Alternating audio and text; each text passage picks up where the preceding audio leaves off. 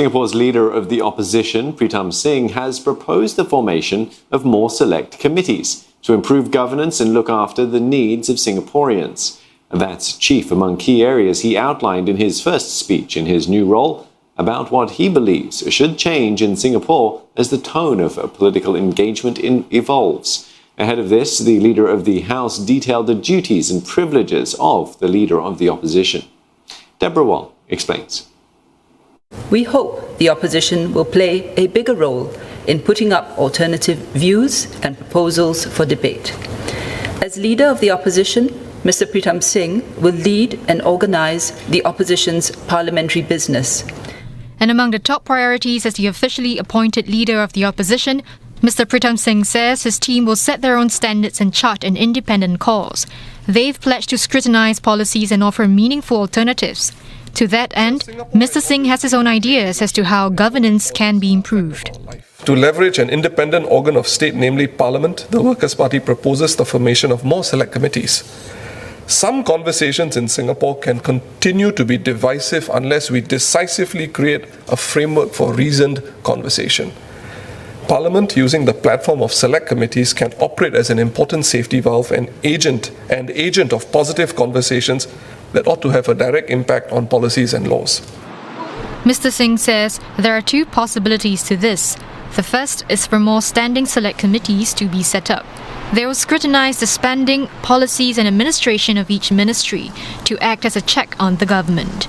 Mr. Singh adds that members of these committees would be drawn from a mix of parliamentarians, including PAP backbenchers, elected opposition MPs and NCMPs.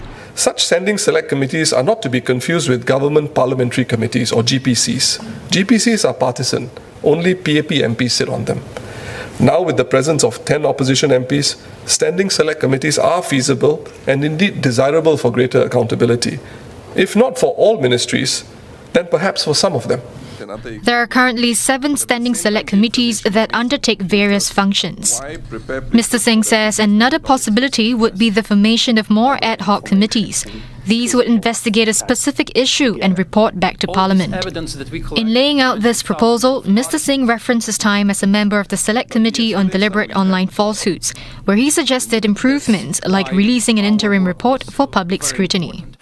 The President in her address alluded to potentially difficult conversations that the government would need to have with Singaporeans.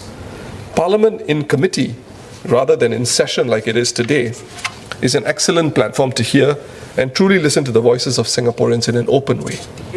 Above and beyond these, Mr. Singh asserted that the evolution of political conversation will hinge on 3 things. 1, by the quantity and the quality of information that is shared by the government in Parliament and separately released to the public more generally. 2, by the resources given by the government to analyse and use that information for the benefit of the public. And 3, by the willingness of the government to listen to and implement the alternative ideas suggested. While his team may not be big enough to form a shadow cabinet, Mr. Singh says they will be organised to look into 5 key areas.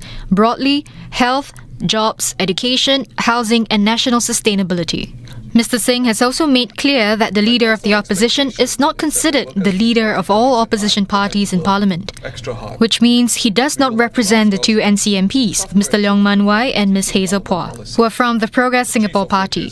He says both parties have distinct views and that the NCMPs will have their own proposals that may differ from the Workers' Party. Mr. Singh says he looks forward to working with them should their interests align.